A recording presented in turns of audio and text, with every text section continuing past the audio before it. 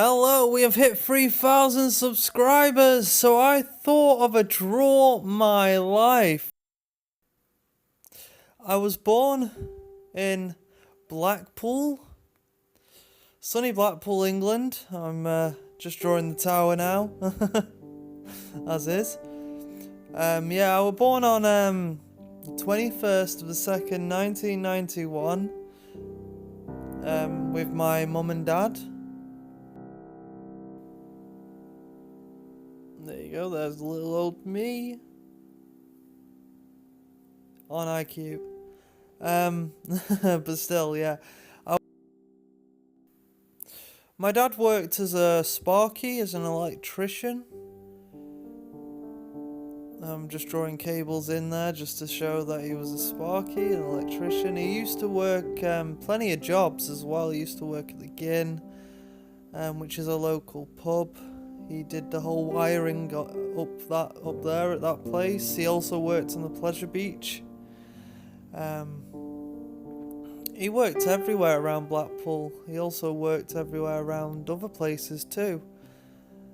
He was with an agency, that's why he had so many jobs to do. My mum was looking after me while he worked. So there's my mum holding me. My dad left my mum when I was very young. I was about 1, maybe 2 when he left. Things got too tough for him. He ran away scared, and my mum didn't know what to do. It was a tough time for her. He moved to Derby, where his family lived. I guess it got too tough for him. I don't know the real reason. I've never asked.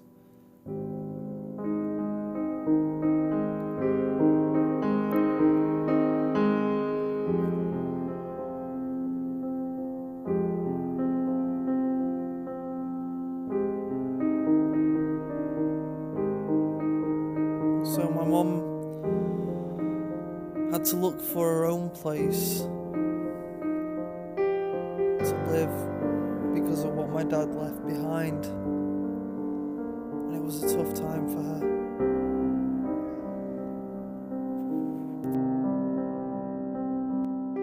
So yeah, she had to look for her own place. My dad has and always will be an alcoholic. He used to drink in pubs.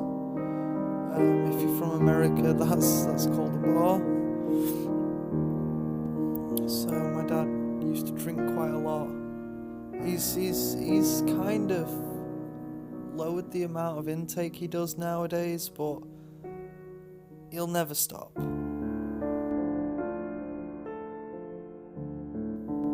My mum used to work as a cashier in the spa,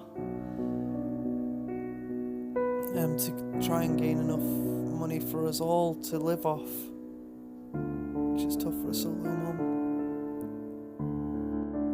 When I was very, very, very young, at the age of 4, sorry about the video, I sort of nudged the webcam and I didn't notice till late, so sorry if you don't catch it all, but when I was young, at 4 I had a stroke. I'll go into more details in the next little bit.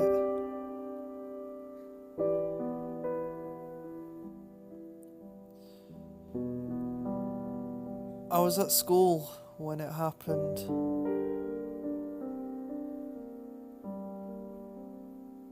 And I remember waking up from a nap, because I was only 4, we used to nap, and I asked my teacher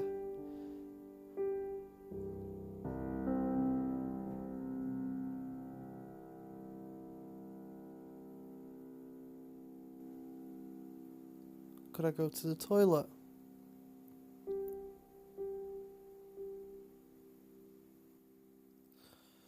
I remember when I was stood in there going for for a here. I felt faint. My right side now, I know. My right side felt really limp, and it kind of felt weird. It led me to collapse on the floor. My babysitter at the time took me straight to the spa where my mum worked to see my mum, and all I can remember was my mum asking me to stand up, and I was collapsing in her arms. And it's a very, very sad time.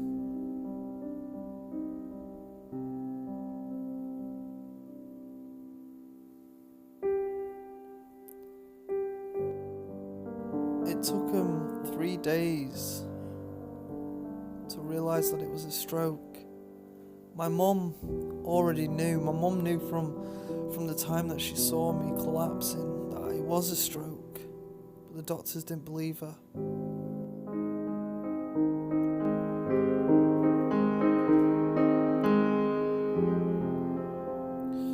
It was due to protein C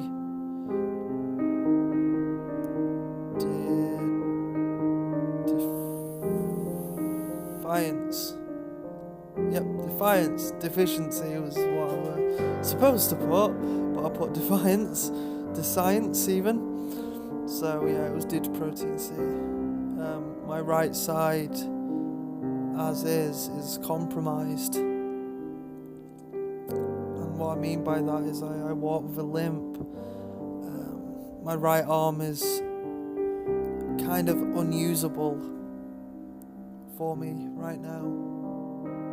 My mum received a letter saying that I should go into a kind of like a special school, but she wanted to fight it, so she had to fight the school board to let me into I'd say normal school.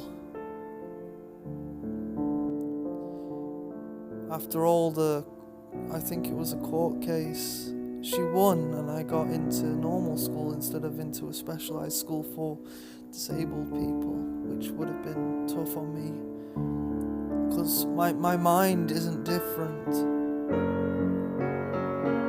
it's just my body.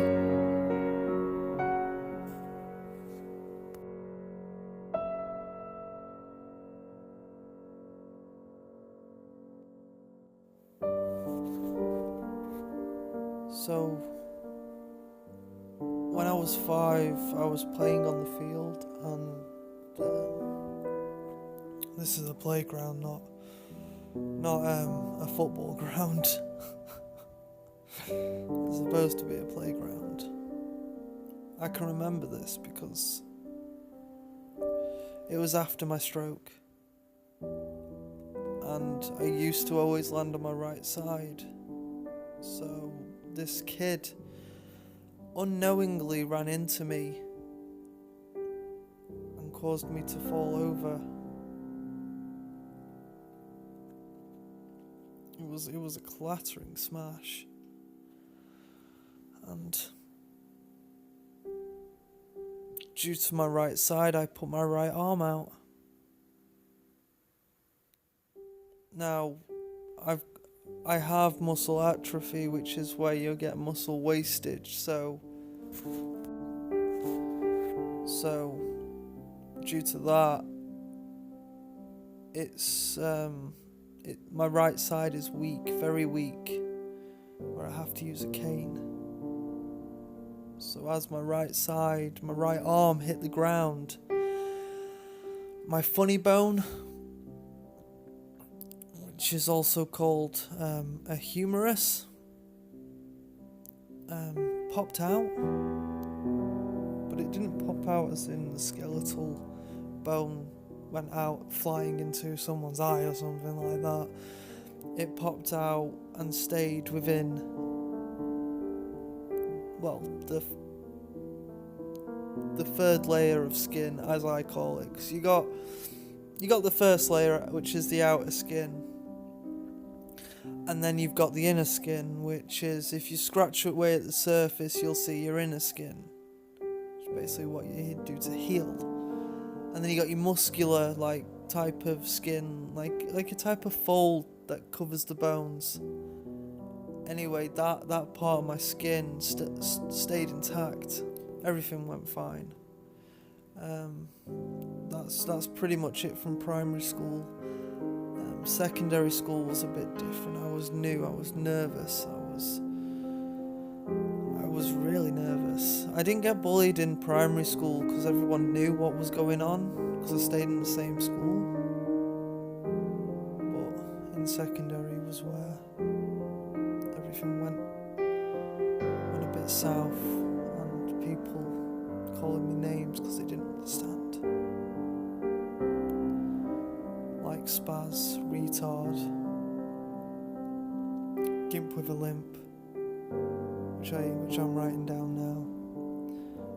I used to get called all names under the sun. I used to get called spaz on decks, where one of my so-called friends would do a DJ stance and kind of do a spazzy hand which spins the discs, which really caused me to be depressed and down.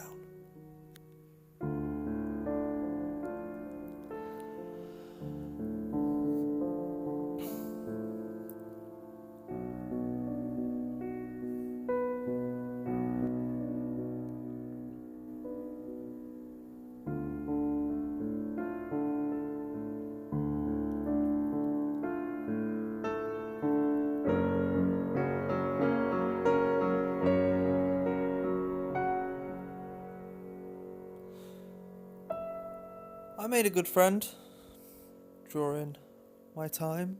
I'd like to say a bromance were formed. Yeah, he's a good old friend. For this purpose, I'm going to call him Dan Doodles. We met in food tech, and he always had his stupid pen, multicoloured pen, and he was good at drawing, as I was back then. So, I could tell you so many stories about him. He is a good close friend. He helps me out. He helps me with my YouTube. He helps me with everything. Now, he really is like my backbone. And also, I'd say it was Scrubs reincarnated. I'd have to. And if you've ever watched Scrubs, you'll know that Turk and JD have a bromance, and that's kind of what we were, or are even.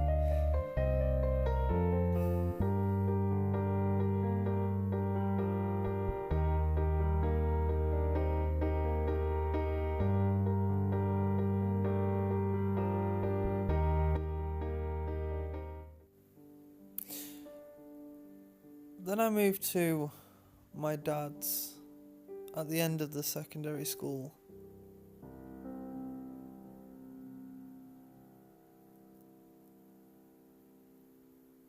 Which he was still getting drunk. He was still an alcoholic. Dare I say, he was drinking more just to drown his sorrows.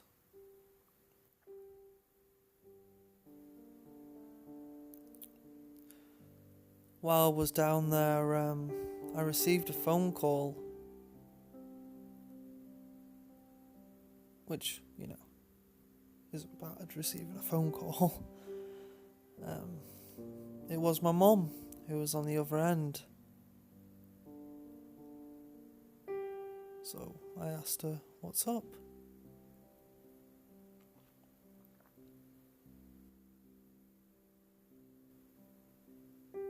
And I'll never forget this day,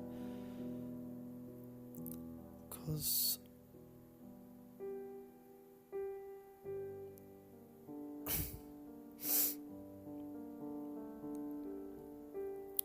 she said to me,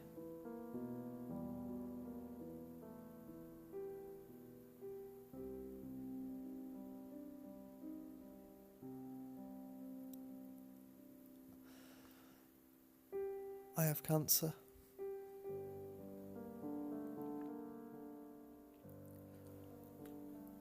That broke me to the point where I didn't know what to do, I didn't know what to say, I just ended up crying my eyes out, and I'll never forget what my dad said to me. He said that bowel cancer is one of the easiest cancers to treat. And I used that to pull through this tough and terrifying time. My mum said to me that I had to stay in Derbyshire. I couldn't see her, I couldn't do anything for her because I didn't understand it back then, but she didn't want me around to see how bad she could get on the chemotherapy and radiation. So that really, really did it in for me. I mean, I cried and cried and cried myself. It was so harrowing. So during the summer months, I was suffering from very bad depression, and during September,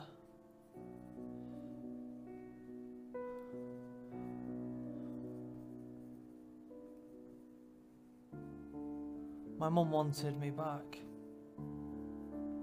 which I felt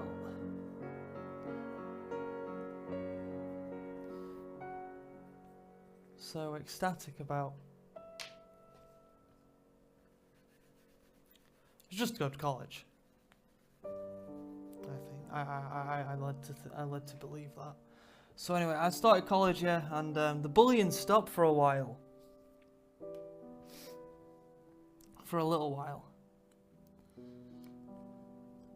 So there isn't much to tell about college apart from I got a job at Sea Life, which was great. I made loads of new friends. But as all stories go, there is always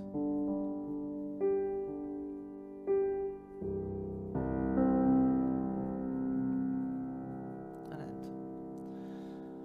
Which this came when my mum, at the time I was working at Sea Life part-time and I wasn't going back to college. I wanted a gap year. I wanted to leave going back to college. I've been in education for nearly 17 years. I just wanted to leave it for now. I wanted to enjoy my life, wanted to enjoy Sea Life and, you know, everything that it had to offer. But she came up with an ultimatum.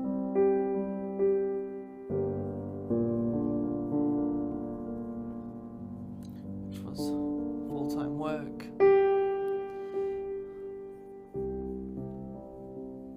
Or college. I didn't want to choose neither, because I was working part-time, which was good for me.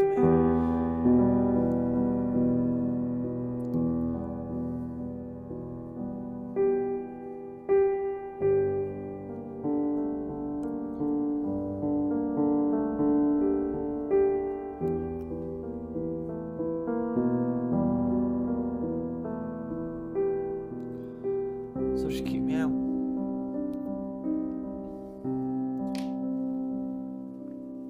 What a mum.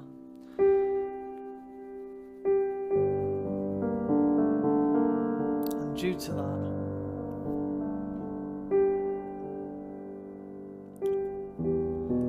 I was suffering even more.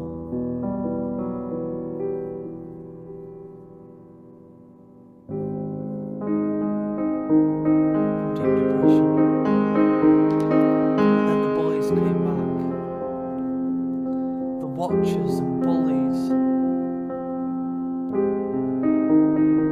Every time I went out, everyone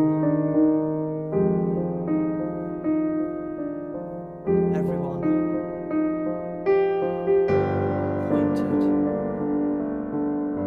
and laughed and started to stare.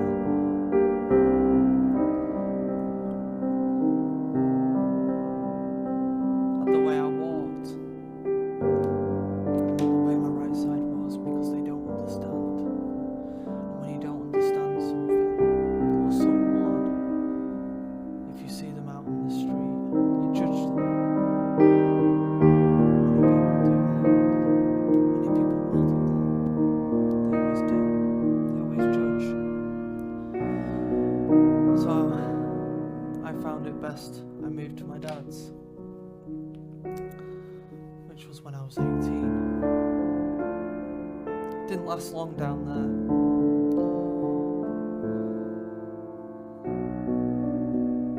Because, obviously, my dad suffering through drink.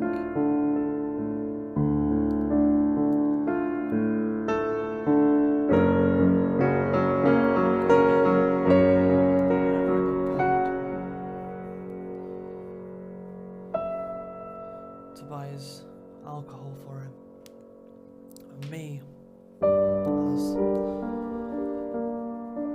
didn't know what to do, so I did it. I was feeding his habit.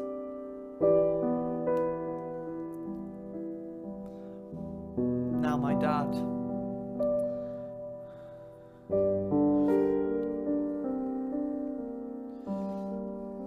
has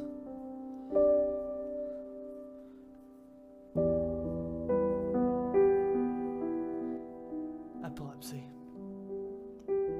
due to the drink.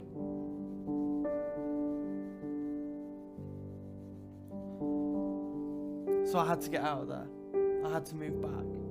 Now I didn't have anywhere to live when I moved back, so I had to find my place. Well, luckily I found it within the first month,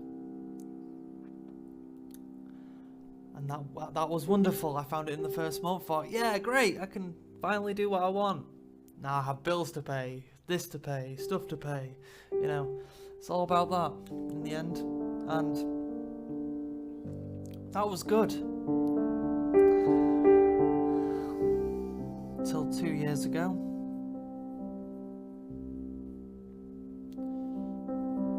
3 years ago even, I'm forgetting my dates.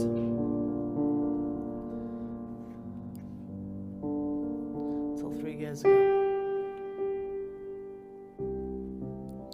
Where I got a phone call off my dad.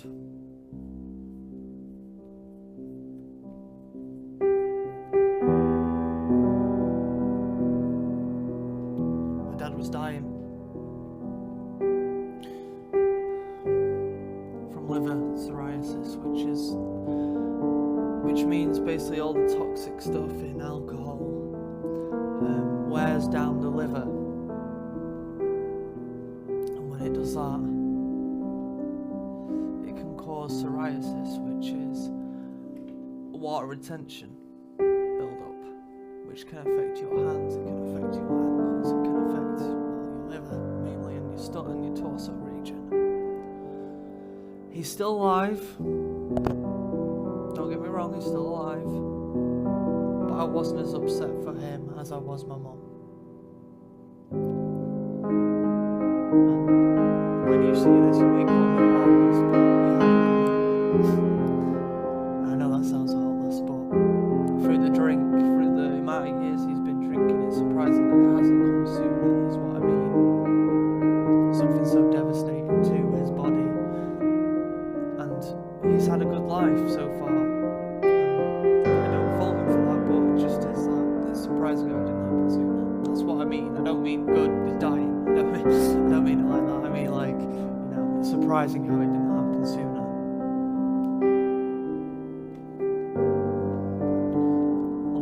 You may say that I don't really care, because it's bound to happen, so I didn't really get upset. Now we're going to move on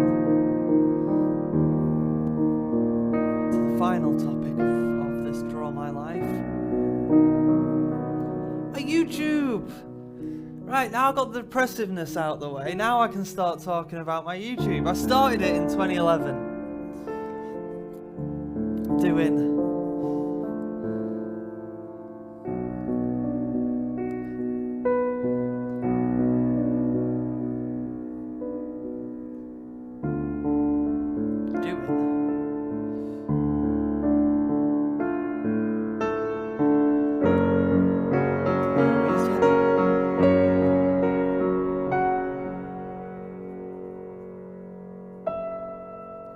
Slenderman videos. Oh, I did Slenderman back in the day, but they weren't getting much views, so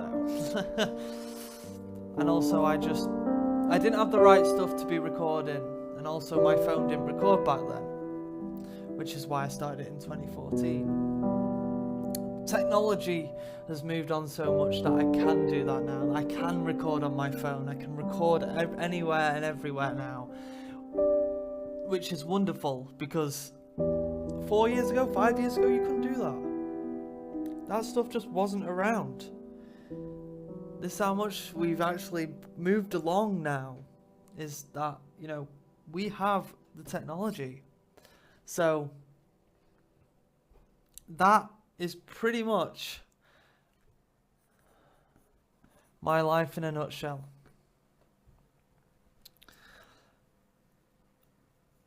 And also the last topic of debate, or not of debate, the last topic is, and I'll split to me in a minute.